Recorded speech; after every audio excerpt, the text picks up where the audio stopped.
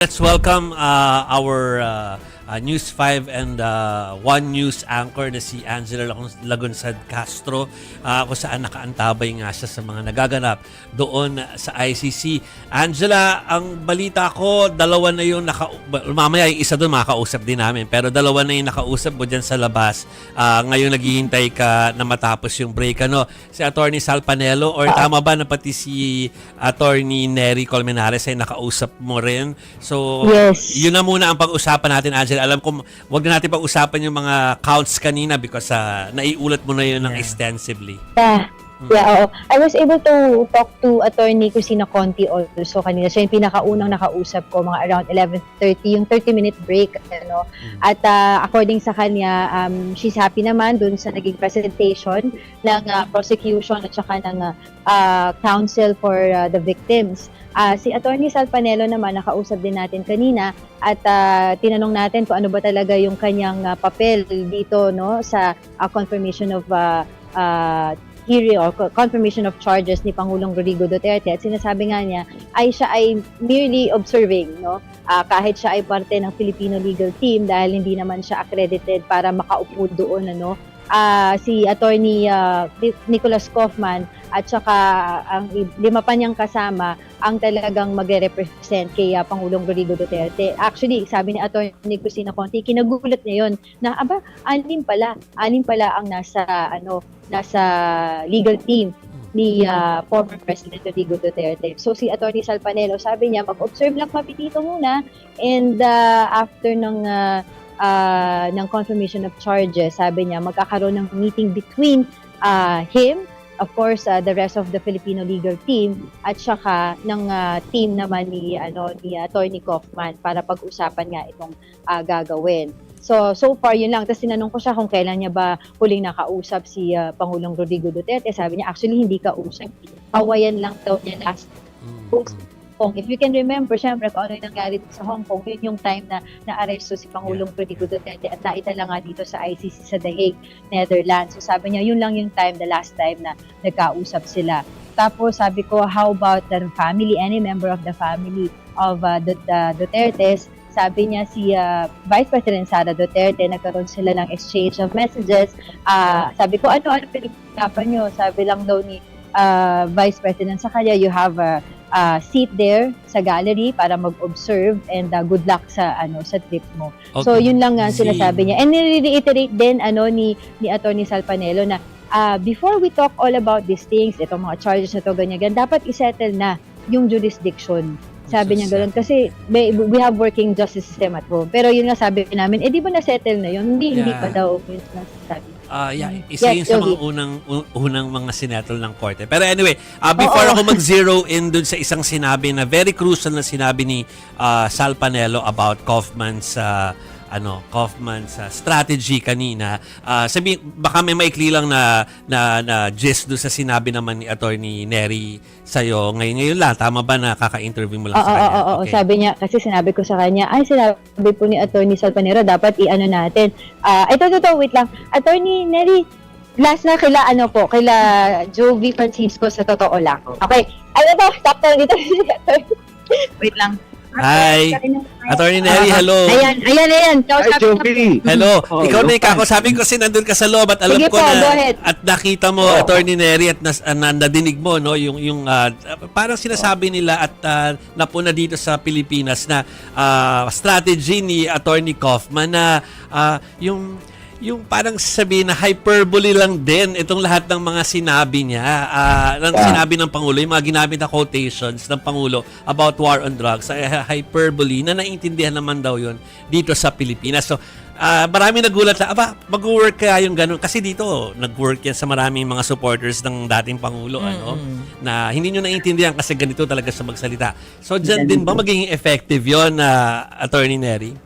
Hindi, Jovi. In fact, expected naman namin na walang ebidensya sa trial si President Duterte.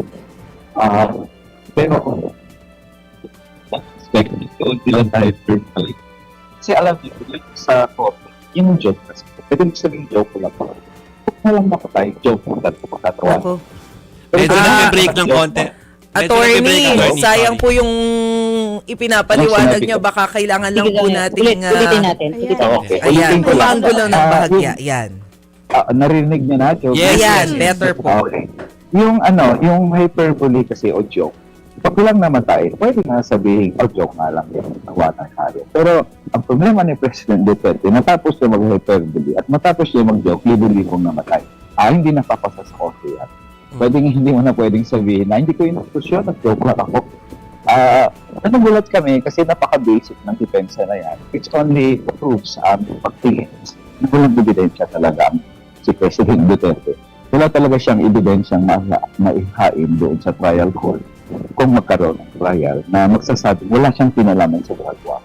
So the only thing na lang na i-left kay President Duterte sabihin na yung mga joke ko na yun, wala akong intent na pumatay. Hindi ko alam kung makumbinsi nila ang korte, pero I think maraming Pilipino hindi makumbinsi na wala siyang intensyon pumatay. Kahit siguro mga supporters niya, alam ng supporters niya, nang sinabi niya, ang kill, alam niya na may mamamatay talaga. At yung fact makita niya na libo-libo ang namatay after his order na kill. So, I guess kung gano'n ang ebidensya ng President Duterte, napatunayan na wala talaga sa mag-present. Wala siyang pinatapos sa target. Attorney, sinimulan po yung... si Maricel po ito, sir. Opo. Sir, Si Maricel, sir. Sir, Yes, sinimulan hi, yung Maricel. opening statement kanina ng abogado ng mga biktima by saying na dismayado dahil doon sa naging desisyon ng ICC dahil hindi nagpakita o pinayagan nilang hindi magpakita si FPRRD. Para po sa inyo, ayan. Ayan, sir, can you hear me? Okay. Yeah, I Opo, can hear para you. po sa inyo. Dismayado kasi. Opo. Dismayado kasi na-expect nila na makita man lang nila harap-harapan at na siguro kung mag-eye-to-eye pa sila harap-harapan kay President Duterte yung taong tingin na responsible. Siyempre, in that sense, disappointed sila. Lumalabo na ulit si Attorney Neri Angela. Malabo ulit. Kasi mahangin po eh. Oo nga, Hangin malakas kasi kasi Pero ang ikaw, Angela, hangin. malinaw ka. Narinig So, niyo baka position... Narinig niyo na? Oo. Opo, yan. Sige po, Ayan, go go ahead, attorney. Bakit po importante Yeah. na makita ninyo si FPRRD? Yes, well, para sa mga kaanak ng biktima, very important yun kasi nakaharap man lang nila yung tao na tingin niya na responsible sa pagpatay ng kaanak nila.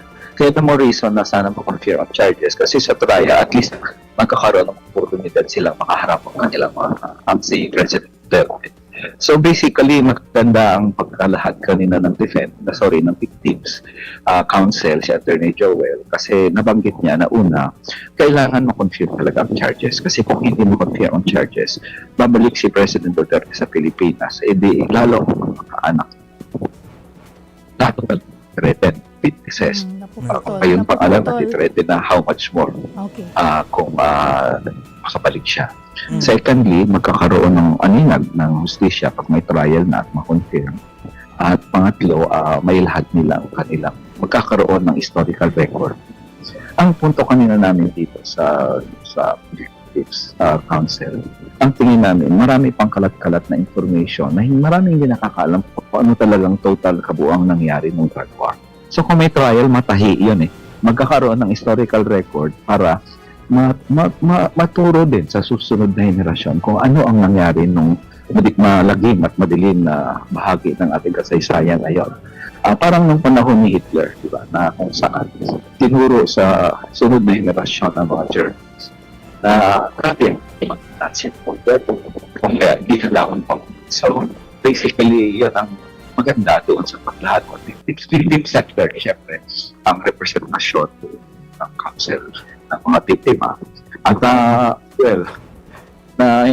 medyo nagulat kami na ganun ka-basic yung nilahat ng ng depensa. Pero anyway, ganun ang depensa nila. So, kung ganun pa naman yung i-raise nila, para sa akin, tingin ko open and shut case na ang trial. Yeah. Hindi na talaga makaligtas si President Duterte kasi I don't think na ebidensya siya para prubahan pa lang hinagapan. Attorney, si Chicky Verhel po ito. So ngayon, naka-break Hi, kayo Chicky. and 9:30 p.m. Philippine time ay magbabalik po. Ano po ang latag ng agenda po niyan? Pero sa ngayon kasi opening statements. partido. Dito sa ICC kakaiba sa Pilipinas, nagdadawala prosecution at defense. Dito sa ICC kasi prosecution, defense, and victims. So, tapusin yung mga submission na yan. At then, bukas naman, the merits preemptive na open statements yun. Fundamentals, claims, submission. Napuputol, Angela. Napuputol. Okay, go ahead. Yan, okay na po. Hello. Yes. So, Bukas, yung after merit, sabi na, niyo kasi opening statements ngayon eh. So bukas naman, submission on the merits na yan. Ng prosecution, defense of course, at ng victims. Prosecution at victims bukas. Ang defense kasi, ang submission on the merits nila sa 26.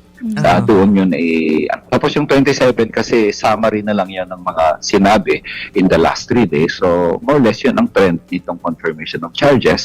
At once everything is finished, the pre-trial chamber is about 60 days to decide. So more or less mga April na yung decision na kung confirm o hindi confirm yung charges against President Duterte. And we are very confident the way it's going now that malakas ang ebidensya ng prosecution, mahina ang ebidensya ng ni President Duterte at mako-confirm ang charges.